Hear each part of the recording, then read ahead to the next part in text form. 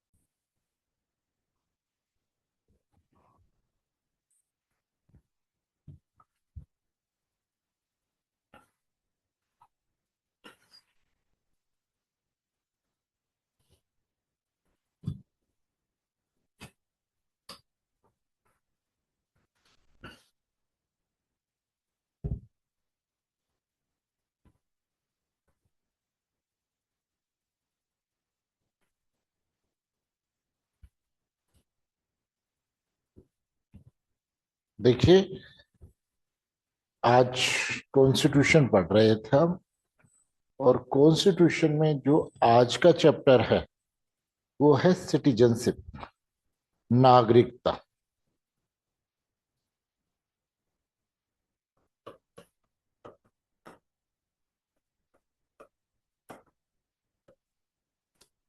Citizenship या नागरिकता। देखो, संविधान हमने बनाया, सबसे पहले हमने संविधान में उसकी प्रेम्बेबल डाली, फिर उसके बाद में उद्देश्य डालने के बाद में हमने संविधान में आर्टिकल 1 से लेकर 4 तक में संविधान के बारे में बताया कि हमारा क्षेत्र क्या होगा, टेरिटोरियल जुडिक्शन के बारे में बताया, नए राज्य कैसे बनेंगे, किसी नए राज्य को या किसी टेरिटरी को कैसे हम एडमिशन देंगे, इसके संबंध में आर्टिकल 1, 2, 3 और में बताया। और 4 में ये कहा कि 2, 3, 4, 3 में किया गया कॉन्स्टिट्यूशनल अमेंडमेंट को हम कॉन्स्टिट्यूशनल अमेंडमेंट नहीं मानेंगे, यानी ये कॉन्स्टिट्यूशनल अमेंडमेंट की श्रेणी में नहीं आता। यानी सिंपल मेजोरिटी से भी आर्टिकल 2 और 3 को संसद एनफोर्स कर सकती है, सिंपल मेजोरिटी के साथ। फिर उसके बाद में जो नेक्स्ट आता है वो आता है सिटीजनशिप। देखो, 2 प्रकार के लोग होते हैं। किसी भी देश की जो पॉपुलेशन होती है, जनसंख्या होती है, उस जनसंख्या में 2 प्रकार के लोग होते हैं। एक तो वहां के नागरिक और एक वहां के विदेशी। भाई, भारत के अंतर्गत 2 तरह के लोग रह रहे हैं। पहली चीज सिटीजन, और दूसरा रहता है एलियन। पहले हो गए सिटीजन्स और दूसरे हो गए एलियंस, यानी विदेशी। जो SIR है, अभी जो राजस्थान में चल रहा है, जिसके चक्कर में कई बीएलओ ने सुसाइड कर लिया, किसी के अटैक आ रहा है, वो यही है कि हम आइडेंटिफाई कर रहे हैं कि जिन व्यक्तियों ने भारत में आधार बनवा रखा है, भारत की वोटर लिस्ट में उनका नाम है, कम से कम ये तो तय करे कि उनके माता पिता का भी वोटर लिस्ट में नाम है कि नहीं है। अगर उनका वोटर लिस्ट में नाम है, तब तो सीधी सी बात है कि वो इंडियन सिटीजन है। और अगर नहीं है, तो फिर वो विदेशी हैं, एलियंस हैं। वो भारत के भी, पाकिस्तान के भी हो सकते हैं, बांग्लादेश से भी हो सकते हैं, वर्मा से भी हो सकते हैं, या विदेश से भी हो सकते हैं, लेकिन वो भारतीय नहीं है और भारत में वो जबरदस्ती रह रहे हैं। इसलिए ये SIR है, ये इसी चीज को आइडेंटिफाई कर रहा है कि सिटीजन कौन। तो भारत में रहने वाले व्यक्तियों की सिटीजनशिप तय करने के लिए ही ये जो प्रोग्राम चल रहा है, SIR।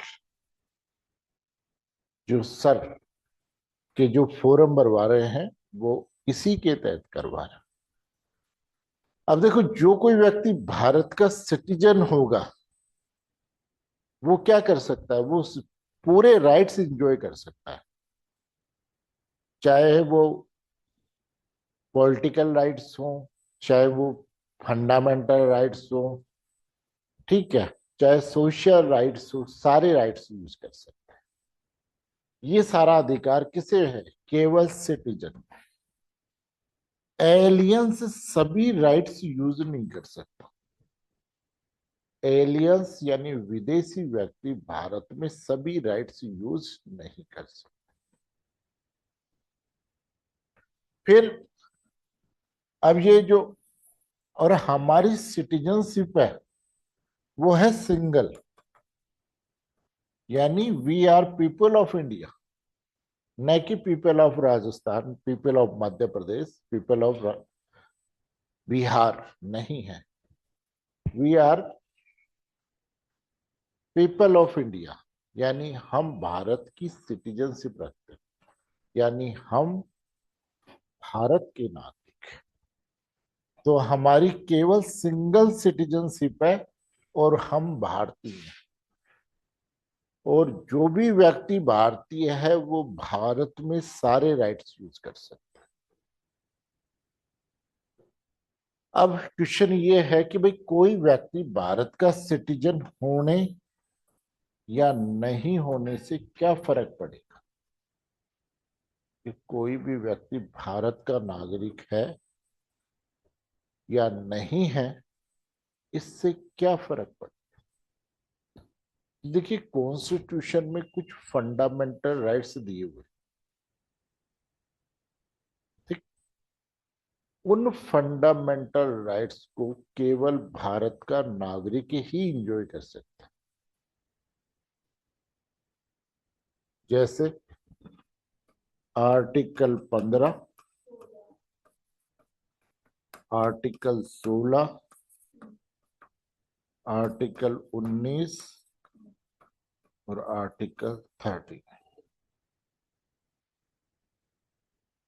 इन चार आर्टिकल्स में केवल भारत का नागरिक ही अपने राइट इंजॉय कर सकता है, अन्य व्यक्ति कोई नहीं कर सकता।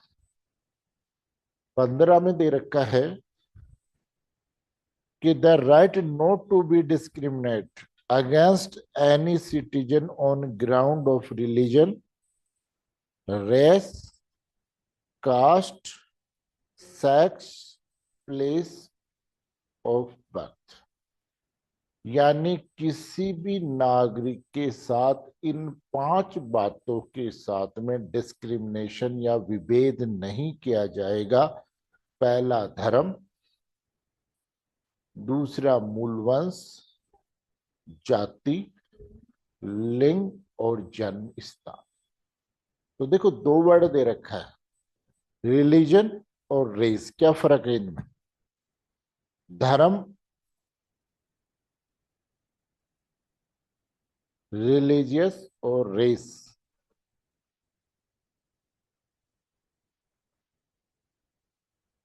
धर्म और मूल वंश में क्या फर्क है?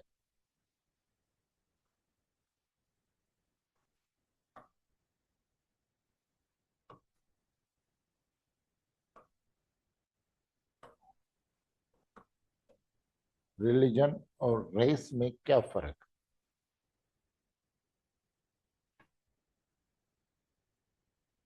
क्या फर्क है? क्या फर्क?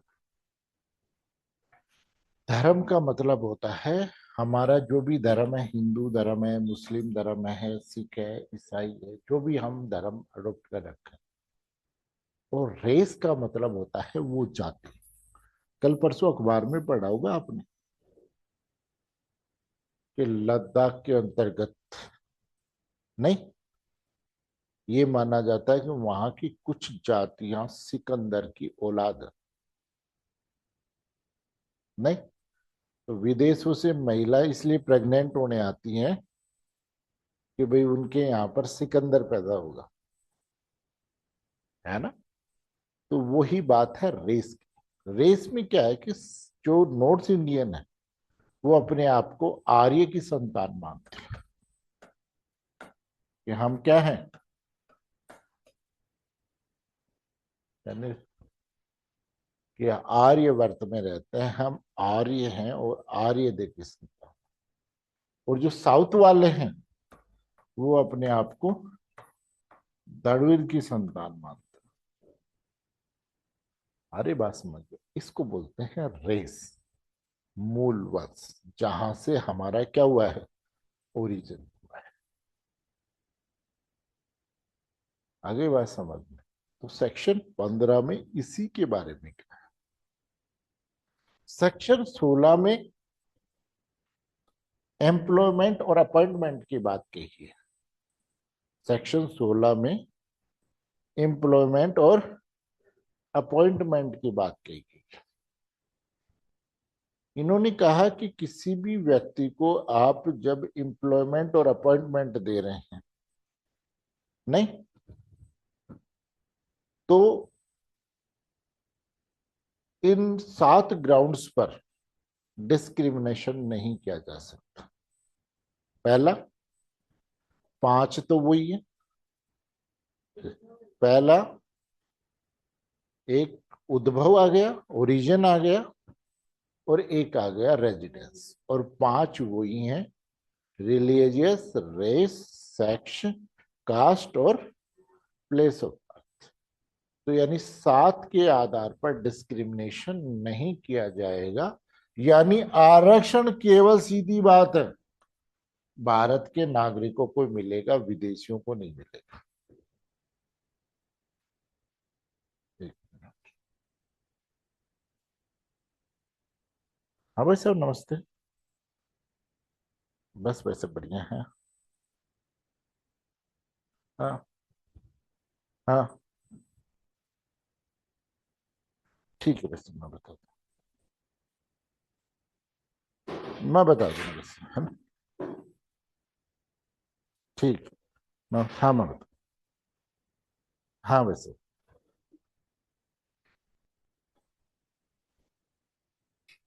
है ना। कहाँ थे। तो सेक्शन 15 और 16 में कहा है कि इन 7 और 5 ग्राउंड पर किसी भी व्यक्ति के साथ में डिस्क्रिमिनेशन नहीं किया जाएगा, विभेद नहीं किया जाएगा। उसके बाद में सेक्शन आर्टिकल 19 में कुछ फंडामेंटल राइट्स दिए। आर्टिकल 19 में कुछ फंडा, ऑफिस में लगा और लाइट जला दो आज। ऑफिस में कुछ फंडामेंटल राइट्स दिए हुए हैं। उन फंडामेंटल राइट्स को, अब उन फंडामेंटल राइट्स में आपको कुछ स्वतंत्रताएं दी हुई हैं। पहली, स्पीच और एक्सप्रेशन की स्वतंत्रता, वाक और अभिव्यक्ति की स्वतंत्रता। अब एक बात बताओ, हम तो हमारे घर में कुछ भी बोल ले, विदेशी आकर के बोल लेगा क्या? तो ये राइट क्या विदेशी को दे सकते थे? दूसरा, संघ बनाने का अधिकार, कि हम सारे मिलकर के एक यूनियन बना सकते हैं, ये राइट दे सकते हैं क्या? हाँ प्रकाश, हेलो, ये क्या राइट दे सकते हैं क्या कि भाई किसी भी व्यक्ति को संघ बनाने का, शामिल होने का, भारत में कहीं पर भी निवास करने, बस जाने का अधिकार दे सकते हैं क्या? कहीं पर भी सम्मेलन करने का अधिकार दे सकते हैं क्या? व्यापार और आजीविका की स्वतंत्रता, कि जो मन करे वो आप अपना व्यापार और आजीविका को अपना सकते हैं, बस स्टेट ने उसे रेस्ट्रिक्शंस नहीं कर रखा। स्टेट ने उसे रेस्ट्रिक्शंस नहीं कर रखा। आगे बात समझ। तो ये 4 अधिकार, 5 अधिकार, 6 अधिकार हमें आर्टिकल 19 में दिए हुए हैं ये अधिकार केवल नागरिकों के पास। फिर आर्टिकल 39 में दे रखा है कि हर व्यक्ति को अपनी लिपि और भाषा और संस्कृति को बचाए रखने का क्या है, अधिकार। इसके लिए वो एजुकेशनल इंस्टीट्यूशन खोल सकता है, ये आर्टिकल 30 में दिया है। और इंस्टीट्यूशनल राइट खोलने के लिए कहीं पर भी रेस्ट्रिक्शंस नहीं लगा रखा कि वो विदेशी भी खोल सकते हैं और भारतीय भी खोल सकते हैं। तो ये 4 राइट किसको दिए हुए हैं, और एलियंस को, भाई वो राइट जो केवल एलियंस सिटीजन के साथ साथ है ना, एलियंस को भी प्राप्त है, विदेशियों को भी प्राप्त है। वो आर्टिकल है 20 और 21, कई बार पूछ लेते, और साथ में 30। ये 3 अधिकार किसको प्राप्त है, एलियंस को भी प्राप्त है। कई बार पूछे कि फंडामेंटल राइट में वो कौन से राइट हैं जो न केवल सिटीजन्स को बल्कि एलियंस को भी मिले हुए हैं, कौन कौन से, आर्टिकल 20, 21 और 30। ठीक है, तो ये फंडामेंटल राइट्स हैं कुछ जो केवल किसको मिले हुए हैं, नागरिकों को। फिर इसके अलावा कुछ पोस्ट भी हैं जो किसके प्राप्त है, केवल सिटीजन ऑफ इंडिया। कुछ ऐसे ऑफिस हैं जिसमें कोई भी व्यक्ति अपॉइंट होने या एम्प्लॉयड होने के लिए क्या होगा, भारत का नागरिक होना जरूरी है। राष्ट्रपति कौन होगा ये बताओ, भारत का राष्ट्रपति की शर्त, भारत का राष्ट्रपति किसे बनाएंगे, उसके लिए शर्तें। तो सबसे पहली शर्त क्या है, सिटीजन ऑफ इंडिया। तो यानी इंडिया का फर्स्ट पुरुष, प्रथम व्यक्ति कौन है, प्रेसिडेंट ऑफ इंडिया, किसको बनाते हैं, भारत के नागरिक को। तो पहला कौन सा हो गया, दूसरा, पहला तो हो गया, दूसरा,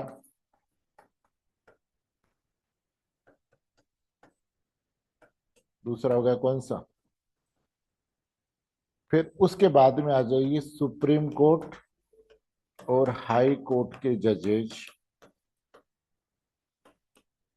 सुप्रीम कोर्ट और हाई कोर्ट के जज किसे बनाएंगे, फिर उसके बाद अटॉर्नी जनरल किसको बनाएंगे, एडवोकेट जनरल किसे बनाएंगे, गवर्नर ऑफ स्टेट किसे बनाएंगे, भारत के नागरिक को बनाएंगे। आ गई बात समझ में।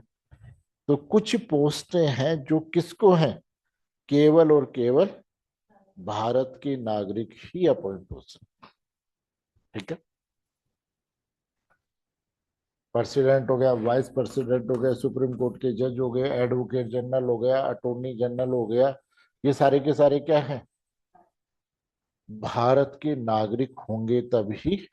इसके अलावा एक पोस्ट होती है कैग की, सुना होगा, कंट्रोलर और ऑडिटर जनरल। ये पोस्ट पर भी वही व्यक्ति अपॉइंट हो सकता है जो भारत का नागरिक है। तो कुछ पोस्ट ऐसी हैं जो केवल और केवल किसे मिली हुई है, भारत के नागरिक को।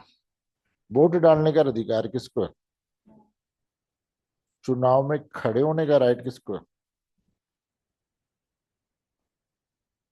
वोट डालने और चुनाव में खड़े होने का राइट किसको है। तो भारत का नागरिक होने से फायदा है कि नहीं है, तो भारत का नागरिक होने का मतलब कि पॉपुलेशन, हर स्टेट की एक पॉपुलेशन होती है, हर देश की। आज भारत में सारे भारत के नागरिक ही रह रहे हैं क्या, बताओ, विदेशी भी रह रहे हैं। तो पॉपुलेशन में 2 तरह के लोग रहते हैं, सिटीजन और एलियंस, यानी भारत के नागरिक और विदेशी। और इन दोनों को क्या किया जाता है, वे भारत के जो नागरिक हैं इनको दोनों को में अंतर करने के लिए दे रखा है कि भारत का नागरिक होगा तो ये पॉलिटिकल और फंडामेंटल राइट है, इनको क्या कर सकता है, इंजॉय कर सकता है। और अगर भारत का नागरिक नहीं है तो अब सबसे पहली चीज है कि अब कॉन्स्टिट्यूशन बन रहा है तो सबसे पहले ये है कि भाई कोई व्यक्ति भारत का नागरिक कैसे हो सकता है। भाई कोई व्यक्ति भारत का नागरिक कैसे हो सकता है, तो उसका सबसे पहले तरीका बताया कि सिटीजनशिप कैसे मिलती है भारत में। तो पहला, सिटीजनशिप बाय डोमिसाइल, अधिवास द्वारा नागरिकता। किसके द्वारा, अधिवास द्वारा नागरिकता।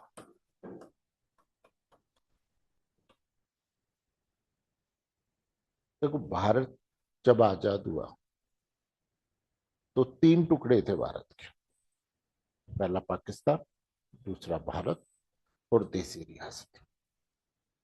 आगे बात समझ, देसी रियासत, देसी रियासत। अब जो व्यक्ति उस वक्त भारत में निवास कर रहा था, ठीक, अब देखो दो चीजें हुई, भारत का डिवाइडेशन हुआ और डिवाइडेशन के बाद में माइग्रेशन शुरू हो। माइग्रेशन क्या होता है, माइग्रेन नहीं पूछा, माइग्रेशन। माइग माइग्रेशन क्या होता है, कभी किसी दूसरी यूनिवर्सिटी में एडमिशन लिया है क्या आपने। माइग्रेशन का मतलब क्या हो रहा है कि एक यूनिवर्सिटी से दूसरी यूनिवर्सिटी में आप जा रहे हो तो आपको माइग्रेशन कर रहे हैं कि नहीं कर रहे, है ना। तो भारत से पाकिस्तान के लिए कुछ व्यक्ति जो आ रहे थे जा रहे थे इसको बोलते हैं माइग्रेट और इमिग्रांट। कि कुछ व्यक्ति जो भारत से उधर जा रहे हैं उनको तो बोलते हैं क्या, यानी भारत से आने वाले व्यक्ति तो हो गए इमिग्रेंट, और जो छोड़कर आ रहे हैं उसको बोलते हैं माइग्रेट। आगे भारत डिवाइड हुआ, डिवाइड होने के बाद में ये तय किया गया कि भारत के नक्शे में से दो टुकड़े अलग किए गए, ईस्ट पाकिस्तान और वेस्ट पाकिस्तान। ईस्ट पाकिस्तान और वेस्ट पाकिस्तान, दो टुकड़े थे। अब टुकड़े होने के बाद में ये हुआ कि भाई पाकिस्तान बन गया मुसलमानों के लिए और हिंदुस्तान बन गया हिंदुओं के लिए, ठीक। अब जब पाकिस्तान से हिंदुओं को भारत भेज रहे थे तो भारत वाले ने भी पाकिस्तान वाले हिंदुओं से, मुसलमानों से बोला, भारत वालों से कि भाई आप भी पाकिस्तान जाओ, आपका नया देश बन रहा है। इसके लिए इन्होंने एक तारीख तय की कि ये जो इमिग्रेंट और माइग्रेशन की प्रोसेस होगी वो 19 जुलाई 1948 से पहले हम पूरी कर लेंगे। यानी 19 जुलाई 1948 तक हम क्या करेंगे, ये आने जाने का सिस्टम पूरा कर लें, ठीक। अब भारत का मुसलमान भारत छोड़ करके पाकिस्तान जा रहा था और पाकिस्तान का मुसलमान भारत छोड़ के, पाकिस्तान छोड़ के भारत आ रहा था, एक्सचेंज चल रहा था। जब भारत का मुसलमान जा रहा था तो महात्मा गांधी जी ने एक भाषण दिया और उन्होंने कहा कि भारत के मुसलमान अगर भारत में रहना चाहता है तो रह सकता है, पाकिस्तान जाने की जरूरत नहीं है क्योंकि भारत एक सेक्युलर स्टेट।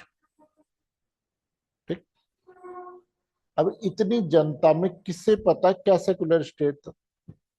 जनता तो दो ही बातें सीधी जानती थी। क्या? कि पाकिस्तान मुसलमानों का हो गया और हिंदुओं का भारत रह गया। भाई ये पॉलिटिकल वर्ड उन्हें थोड़ी पता था कि भाई सेक्युलर का मतलब होता है कि भारत में सब रहेंगे और पाकिस्तान में केवल मुसलमान रहेंगे और वहां के पाकिस्तान हिंदू भारत आ सकते। नहीं। और यहाँ का मुसलमान अगर चाहिए तो सब इच्छा से पाकिस्तान जा सकते। जबरदस्ती का काम नहीं। अब वहां से हिंदुओं को निकाला, हिंदू भारत आए। भारत आने के बाद उन्हें बताया कि भाई हमारे पास ये था और वो था और हमारा ये निकाल दिया, हमारा सब कुछ छिन गया, तो हमें कुछ तो दो। तो यहाँ के कुछ नेताओं ने बोला कि काम करो, यहाँ के मुसलमानों को उधर शिफ्ट कर दो। तो इनका जो है वो तो उन्हें पाकिस्तान में दिला दो, और जो पाकिस्तान के मुसलमान या वारे हिंदू और यहाँ के मुसलमानों के पास जो है वो इन हिंदुओं को दिला दो। तो उनकी बात भी सही थी, लेकिन एक वर्ड आ गया सेक्युलर। तो यहाँ के मुसलमान के लिए तो ये हो गया कि भाई आपको नहीं जाना है। अब जब यहाँ का मुसलमान उधर जाएगा ही नहीं तो वह अपनी संपत्ति जमीन क्यों छोड़ेगा? और वहां से जो हिंदू आ रहा है उसकी संपत्ति वगैरह सब गई। वो सब कुछ होते हुए भी यार रेफ्यूजी की तरह रहेगा। तो बताओ हिंदू मुसलमानों के दंगे होंगे कि नहीं होंगे? वह दंगे शुरू। ये सेक्युलर वर्ड ही है जिसकी वजह से भारत और पाकिस्तान आज तक एक नहीं। नहीं। और उसके बाद में फिर मारकाट शुरू हो गई। अब कॉन्स्टिट्यूशन बना तो कॉन्स्टिट्यूशन में ये कहा गया कि भाई भारत का नागरिक कौन होगा? तो वो कहता है पहला सिटीजनशिप किसे मिलेगी? डोमिसाइल, यानी वो व्यक्ति जो भारत में निवास कर रहा है और जिस दिन आजादी मिली है उस दिन से 5 वर्ष पहले, है ना, उस दिन से 5 वर्ष पहले या तो वो, उसके माता पिता या दादा दादी, कोई भी ब्रिटिश भारत यानी 1935 के भारत के क्या हैं, नागरिक रहे हैं, वो भारत का नागरिक होगा। अगली बात समझ, यानी भारत में रह रहा है पिछले 5 साल से और उसके माता पिता या वो या उसके दादा दादी भारत के नागरिक हैं, तो वो भारत का नागरिक है। ठीक। अब क्वेश्चन आता है कि डोमिसाइल क्या होता है? आदिवास क्या होता है?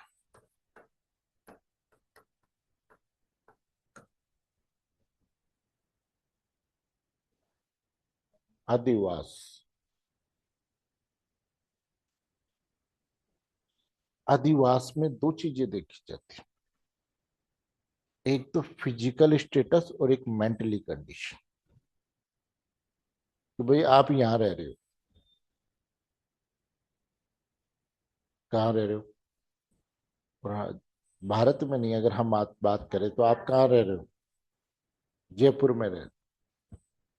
और दूसरा यहाँ पर परमानेंट रहने का इरादा, तो आप वहां के क्या माने जाते हो? आदिवासी या डोमिसाइल मानते हो। दो चीजें देखी जाती है डोमिसाइल की। आज फिजिकली कुछ भी है, आगे बात समझ में, कि भाई मैं यहाँ रह रहा हूं, साथ ही मेरा इंटेंशन भी होना चाहिए कि मैं नियर बाय फ्यूचर में इस स्थान को नहीं छोड़ू। इसको बोलते हैं क्या? डोमिसाइल। ये Pradeep Kumar versus union of union bank, है ना, कि केस में ये सारे नोट्स मैं आपको अवेलेबल करा दूं रिटर्न में, आप तो केवल समझो। है ना। रिटर्न नोट्स मैं आपको अवेलेबल करा दूंगा। तो प्रदीप कुमार के केस में ये कहा कि डोमिसाइल क्या होता है, इसके लिए दो बातें देखी जाएगी। एक तो आप रह कहाँ रहे हो, और एक तो मान लो आदमी जबरदस्ती रह रहा हो, फिजिकली तो दिख रहा है, साथ में उसका इंटेंशन भी होना चाहिए। तो भाई मैं निकट भविष्य में इस जगह को नहीं छोड़, तो ही आप उस जगह के क्या माने जाते हैं, डोमिसाइल मानते हैं। तो डोमिसाइल के द्वारा नागरिकता लेने के लिए क्या जरूरी है, पहली शर्त कि भारत में पिछले 5 साल से, जब हम आजाद हुए तो आप 5 साल से क्या कर रहे थे, निवास कर रहे थे, और आप, आपके माता पिता या दादा, उसमें कौन सा पाकिस्तान वाला भारत भी शामिल है। आगे बात समझ में कि भाई मान लीजिए कि कोई व्यक्ति लाहौर में रह रहा है 1946 तक, और 47 में वो भारत आ गया। अब मान लीजिए वो दिल्ली में रह रहा है, तो जिस दिन भारत आजाद हुआ उस दिन वो भारत का नागरिक है, पाकिस्तान से इमिग्रांट करके नहीं आया। आगे बात समझ में, पाकिस्तान से इमिग्रांट करके, कौन सा भारत का नागरिक होना चाहिए, 1935 के भारत का, जिसमें पाकिस्तान और भारत दोनों क्या है, इंक्लूड है, उसे माना जाता है डोमिसाइल के द्वारा भारत का नागरिक। समझ गए। फिर हम बात करते हैं दूसरी, प्रवर्जन की बात करते हैं। किसकी बात करते हैं, प्रवर्जन की बात करते हैं।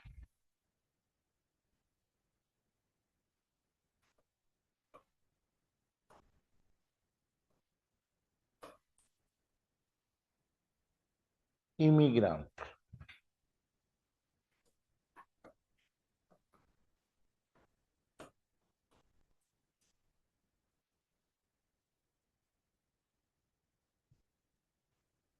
ठीक है।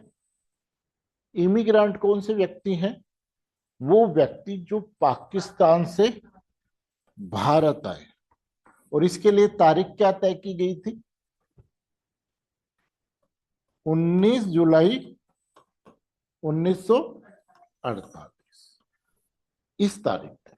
अब यहां दो चीजें देखी जाएगी, क्या, कि कोई व्यक्ति 19 जुलाई 1948 से पाकिस्तान से प्रव्रजन करके कहां आ गया, इंडिया आ गया।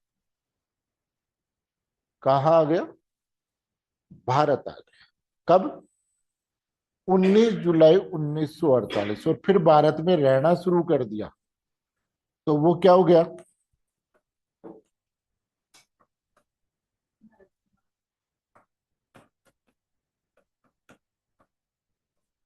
Indian citizen. 19 जुलाई 1948 से पहले जो व्यक्ति भारत आ गया उसको क्या शर्त पूरी करनी पड़ी, आने आने की, आने आने की, और आ गया तो वो क्या हो गया, अपने आप, बिना किसी फॉर्मेलिटी। लेकिन 19 जुलाई 1948 के बाद में जो व्यक्ति भारत आया उसको फिर भारत की नागरिकता लेनी पड़ी। उसके लिए क्या शर्त रखी गई, कि ये आदमी 6 माह तक कहाँ रहेगा, इंडिया में रहेगा। ये आदमी 6 महीने तक कहाँ रहेगा, इंडिया में रहेगा। और उसके बाद में ये किसके लिए, सिटीजनशिप के लिए, रजिस्ट्रेशन के लिए आवेदन करे, तब वो जाकर के भारत का क्या होगा, नागरिक होगा। आपने देखो कब बाड़मेर में इधर आजकल चलता है, कुछ दिन में पाकिस्तान के कुछ नागरिकों को, रिफ्यूजियों को नागरिकता दी। ये वही है जो 1948 के बाद भारत आ गए, लेकिन 6 महीने बाद में अपना क्या नहीं करवाया, रजिस्ट्रेशन नहीं कराया, भारत की नागरिकता नहीं ली, वो भारत के नागरिक नहीं माने जाते। ये दिक्कत ज्यादातर जैसलमेर, बाड़मेर, जोधपुर, इस तरफ ज्यादा। बॉर्डर इलाके में। तो सेक्शन 6 में दो बातें कही कि 1948 से पहले भारत का आ गया वो भारत का नागरिक होगा, उसको ज्यादा फॉर्मेलिटी की जरूरत नहीं। 1948 के बाद में भारत आया है तो 6 महीने यहाँ लगातार रहेगा और उसके बाद में भारत के नागरिक के रूप में अपना रजिस्ट्रेशन कराएगा, तब वो भारत का नागरिक। फिर साथ में बात करते हैं हम किसकी, माइग्रेशन करके जो पाकिस्तान जा रहा है। हम किसकी बात कर रहे हैं, जो माइग्रेशन करके कहां जा रहा है, पाकिस्तान जा रहा है।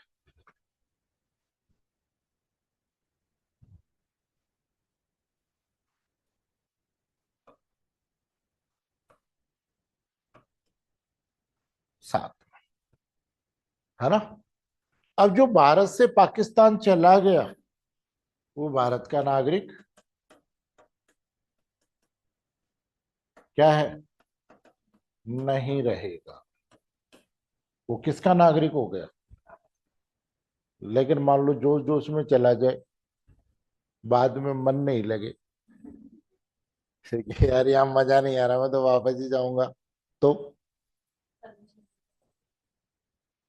फिर वही बात, ये जो चला गया ये 19 जुलाई 1948 से पहले वापस आ गया,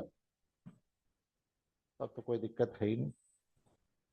और 19 जुलाई 1948 के बाद आता है तो 6 महीने फिर भारत में लगातार रहने के बाद में अपना रजिस्ट्रेशन करवाना क्या है, अनिवार्य है। समझ गए, आ गई बात समझ में। तो ये, तो 5 में नागरिकता कैसे मिल रही है, आर्टिकल 5 में डोमिसाइल, 6 में, आर्टिकल 6 में इमिग्रांट करके जो पाकिस्तान से भारत आ रहे हैं। दो ही शर्त, 19 जुलाई 1948 से पहले आ गया तो कोई फॉर्मेलिटी नहीं है, 19 जुलाई 1948 के बाद आ रहा है तो 6 महीने भारत में रहकर, ये आर्टिकल 6 में। और जो पाकिस्तान चला गया वो भारत का नागरिक, लेकिन फिर वही बात है कि अगर वहां मन नहीं लगे तो आजा, मना ही नहीं है। लेकिन शर्त यह है कि 19 जुलाई 1948 से पहले आ गया तो, और 19 जुलाई 1948 से बाद में आया तो रजिस्ट्रेशन करवाना जरूरी है। समझ गए। फिर उसके बाद में आता है आर्टिकल 8। ये बात तो कर रहे थे हम पाकिस्तान के, भारत की। अब जरूरी थोड़ी है कि भारत का नागरिक पाकिस्तान ही जाए, भारत का नागरिक कहाँ जा सकता है, अमेरिका भी जा सकता है, ऐसी बात थोड़ी। आया ये कल परसों व्याकरण ने उदयपुर में करके गया ही है ना, डेस्टिनेशन वेडिंग, साथ में उसका छोरा भी आया था डोनाल्ड ट्रंप का। नहीं, तो जरूरी है कि भारत का नागरिक पाकिस्तान तक ही जाए, और भी आगे जा सकता है, इंग्लैंड चला गया हो, अमेरिका चला गया, अदर देन पाकिस्तान। अब जरूरी थोड़ी वो ही जाए, उसके पिता चला जाए, माता चली जाए, दादा चला जाए, और मान लो किसी का दादा चला गया इंग्लैंड में ही रह रहा है, और अब हम आजाद हो गए, पोते का मन करेगा नहीं भाई साहब मैं तो भारत में जाऊंगा। अभी तो वो कहाँ का सिटीजन है, इंग्लैंड का सिटीजन है कि नहीं। तो आर्टिकल 8 में ये कह रहा है कि भारत का कोई भी मूल वंश का व्यक्ति कहीं चला गया हो दुनिया में, पाकिस्तान को छोड़ करके, नहीं, भारत के मूल वंश का व्यक्ति कहीं चला गया हो पाकिस्तान को छोड़ करके, और वो या उसकी औलाद या उसका पोता कोई भी व्यक्ति भारत में अपना रजिस्ट्रेशन करवा सकता है और भारत का नागरिक हो सकता है। आगे बात समझ, ये किन के लिए है आर्टिकल 8, प्रवासी भारत की उम्मीद। प्रवासी भारत, नहीं, जो कहीं चले गए दुनिया,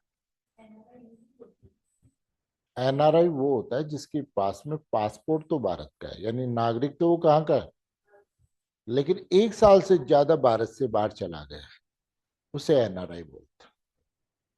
आगे बात समझ, भारत का नागरिक ही है एनआरआई।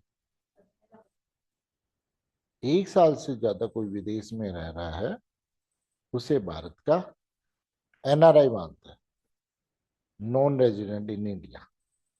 ये है तो भारत का लेकिन भारत में नहीं रह रहा, उसको बोलते हैं एनआरआई। वो तो भारत का नागरिक ही है। तो 8 में ये कह रहा है कि जो भी भारत का व्यक्ति कभी भी भारत से बाहर चला गया, उसका दादा परदादा कोई भी गया है और उसका मन कर रहा है, वो जिस दिन आए 8 में भारत का अंदर अपनी नागरिकता को रजिस्ट्रेशन करवा करके भारत में रह जाए। ये आर्टिकल 8। फिर आर्टिकल 9 ये कहता है कि भारत का नागरिक भारत को छोड़ के चला गया और विदेश की नागरिकता ले ली, तो हमारे यहाँ डबल सिटीजनशिप का प्रोविजन नहीं, दोहरी नागरिकता का प्रोविजन नहीं कि आप अमेरिका के भी नागरिक रहो और भारत के। तो जैसे ही आपने दूसरे देश की नागरिकता ली, वैसे ही अब आप भारत के नागरिक नहीं रहो। जैसे ही आपने दूसरे देश की नागरिकता ली, आप भारत के नागरिक नहीं रहो। ठीक। फिर उसके बाद में आर्टिकल 10 में इंडियन पार्लियामेंट को पावर दी हुई है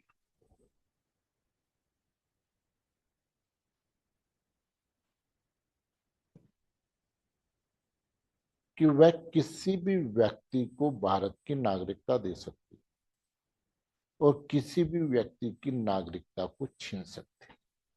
ये पार्लियामेंट के पास में क्या है, एब्सोल्यूट पावर। एक बात बताओ, आर्टिकल 18 में क्या दे रखा है कि भारत का नागरिक है, वो राष्ट्रपति की सहमति के बिना किसी भी विदेशी राज्य से किसी भी प्रकार की उपाधि, कोई पद वगैरह नहीं लेगा। और डोनाल्ड ट्रंप कल आपको फोन करके ये कहे कि अपने यहाँ ज्वाइन कर लो, तो इसके लिए आपको क्या पढ़ना पड़ेगा, राष्ट्रपति से सहमति। और हॉनरेबल प्राइम मिनिस्टर कहते हैं कि ट्रंप अच्छा आदमी नहीं है, वो वहां मत जाओ, रहने दो, कोई जरूरत नहीं है, परमिशन नहीं देती। वो कहा अच्छा आदमी नहीं है, आप यहीं रहो। लेकिन फिर भी आप जिद करके चले गए,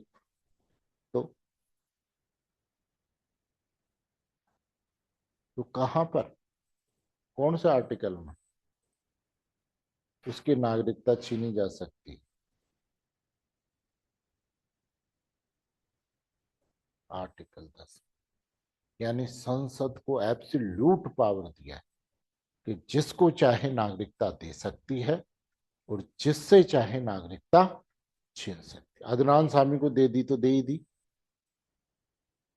अदनान सामी कहाँ का नागरिक है, जानते नहीं? कौन है अदनान सामी?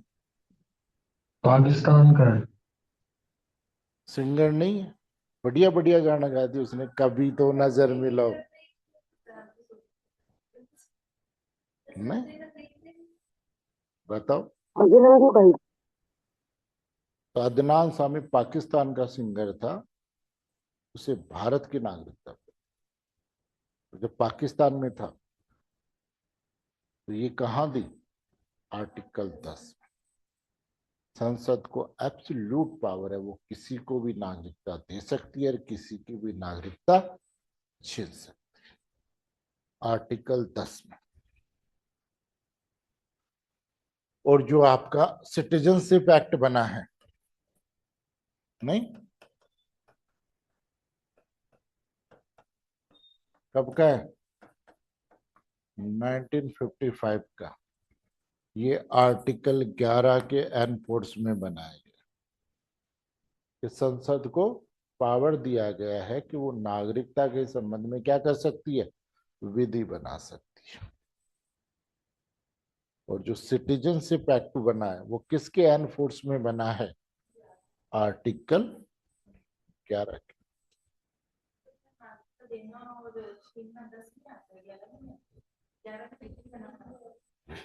जो नागरिकता अधिनियम, फिर भी ये जो बना है ना भी, जिसका विरोध हुआ था, 2-3 एक्ट उधर बांग्लादेश और इनके संबंध में, वो सारे के सारे आर्टिकल 11 के एनफोर्स में। आ गई बात समझ?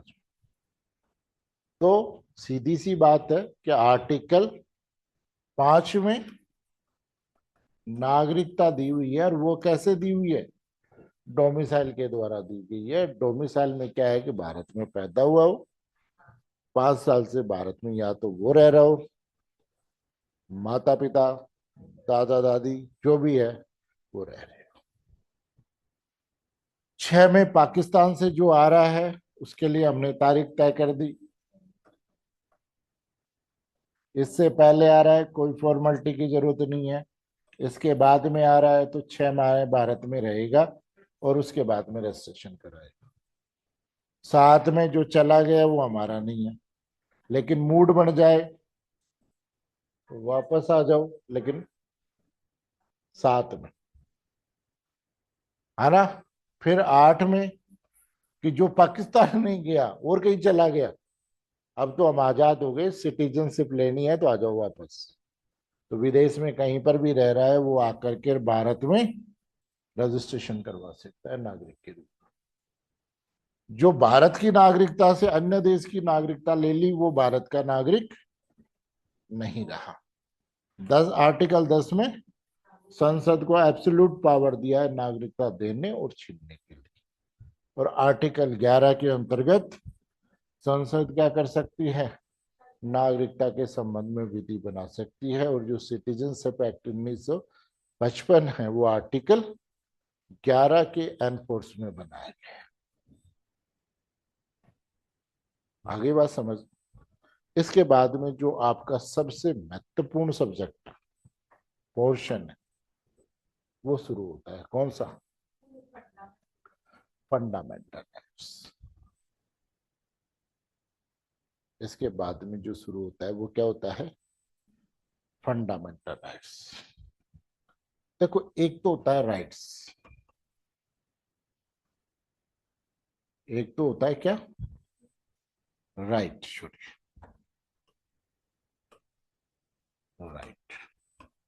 एक होता है फंडामेंटल राइट। पहला तो हो गया राइट, अधिकार। भाई ये तो हो गया अधिकार। दूसरा हो गया मूल अधिकार।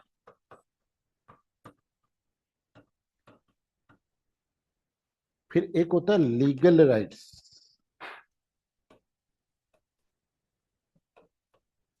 इसको बोलते हैं विधिक अधिकार। और फिर एक होता है ह्यूमन राइट्स।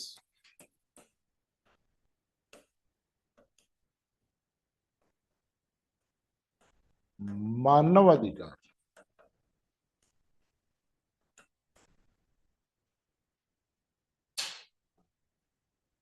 ठीक? क्या होता है?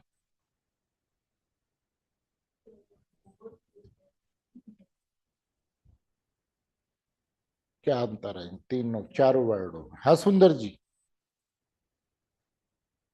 सुंदर जी, जी क्या सर। अंतर है? क्या नमस्कार। अंतर है right, fundamental right, legal right और ह्यूमन राइट्स में? सर राइट तो कॉमन राइट होते हैं। फंडामेंटल राइट कॉन्स्टिट्यूशन द्वारा दिए गए हैं सर, जो 12 से 32-33 में सर। बिल्कुल। और लीगल राइट विधि द्वारा दिए जाते हैं, वो राइट होते हैं सर। हाँ। यानी कोई भी विधि से जो राइट मिलते हैं। हाँ। और ह्यूमन राइट सर, जो ह्यूमन के लिए राइट होते हैं मेरे साथ सर, ये मुझे नहीं पता जाता। बाकी भी ह्यूमन के लिए ही है। नहीं ठीक। लीगल, लीगल तो सर उससे है। तब मैं जी जेलों सर। का इंटरव्यू देने गया था तो मेरे से क्वेश्चन पूछा था कि ह्यूमन राइट्स और फंडामेंटल राइट में क्या डिफरेंस है। जी सर। तो देखो, राइट का मतलब होता है पावर। Rights means power. सेवनी की डेफिनेशन है और सेवनी ये कहता है राइट्स मीन्स पावर।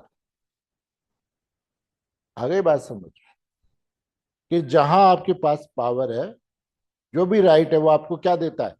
शक्ति देता है। आगे बात, जैसे मान लो आपने मकान खरीदा और सेल डीड तैयार हो और आपको सेल डीड मिल गई, तो अब उस मकान में आपको रहने का राइट मिल गया कि नहीं मिल गया? किसके बेस पे? उस सेल डीड के बेस पे आपके पास में राइट। और कोई भी मेरा जैसे आएगा, मैं कह रहा हूँ रात को सो जाता हूँ, सुला लोगे क्या? क्यों? कि वो मेरा घर है, बाहर निकल। This is power. तो राइट का मतलब क्या होता है? पावर। ठीक। पावर दोनों तरीके से आता है, लीगली और इलीगली। नहीं, कल परसों एक वो दिखा रहे थे, क्या रील, उसमें एक आदमी ने शराब पी रखी थी, सामने से शेर आ गया, तो उसने शेर को यूं किया और उसके ऊपर बैठ गया। ये भी क्या थी? पावर थी। नहीं, कि लोग व्यक्ति शराब ने उसे इतनी पावर दी कि वो शेर के सामने चला गया और साथ में शेर पे बैठ भी गया। तो ये क्या है? पावर। समझ गए? और अगर ये पावर किसके द्वारा दी हुई है? Common law. किसके द्वारा? कॉमन लॉ के द्वारा दी गई है। कोई सी विधि हो सकती है, टोट भी हो सकती है, कॉन्ट्रैक्ट भी हो सकती है, टीपी भी हो सकती है। वहां से जो राइट दिए हुए, ये सारे के सारे क्या हो गए? Legal rights. और वो लीगल राइट्स जो आर्टिकल कॉन्स्टिट्यूशन के पार्ट किसमें है? थर्ड में दिए हुए हैं, उनको हम बोलते हैं क्या? फंडामेंट। और पार्ट 3 से अदर देन जो राइट हो है, अदर देन पार्ट 3, यानी 3 से अलग जो अधिकार दिए हुए हैं, उनको बोलते हैं हम कॉन्स्टिट्यूशनल राइट। जैसे राइट टू प्रॉपर्टी, ये क्या है? क्वेश्चनर। क्योंकि लेकिन पार्ट 3 में नहीं है, 3 से अलावा है, इसीलिए इसे हम क्या बोलते हैं? Constitutional right. समझ गए? तो ये पार्ट 3 में फंडामेंटल राइट, ये लीगल राइट और ह्यूमन राइट्स के अंतर्गत 3 बातें आती हैं। पहला, फंडामेंटल राइट्स, यानी वो अधिकार जो संविधान द्वारा गारंटी करते हैं, वो अधिकार जो संविधान द्वारा गारंटी करते हैं। ठीक, पहला। दूसरा, ये तो हो गया कौन सा? कॉन्स्टिट्यूशन। दूसरा, वो राइट जो सुप्रीम कोर्ट ने इंटरप्रिटेशन के द्वारा प्रदान किया गया। किसने?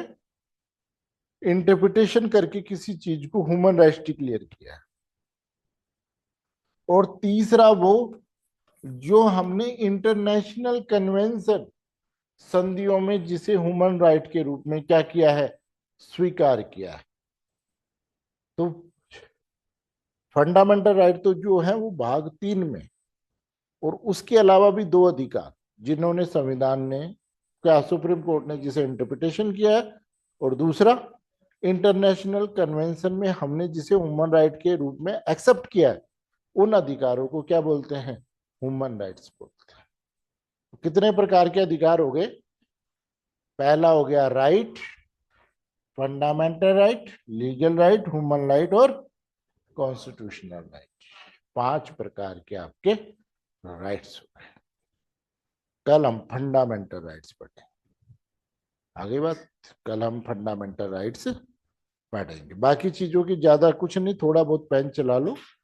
रिटर्न नोट्स में आपको हिंदी और इंग्लिश में दोनों में अवेलेबल करवा दूं, है ना? आप तो केवल समझो, सीखो कॉन्स्टिट्यूशन, है ना? पेन चलाने के बजाय केवल सीखने में ध्यान दो। रिटर्न में मैं आपको अवेलेबल करवा दूं। नहीं, वो मैं आपको जल्दी अवेलेबल करवा दूं। था ना। तो ये। सर हाँ। सर कल की क्लास की रिकॉर्डिंग दी। वो आप एक काम कीजिए, मैं उसके धर्मेंद्र के नंबर दे रहा हूँ, आप अपना ऐप में एक्सेस कर लो ना। जी।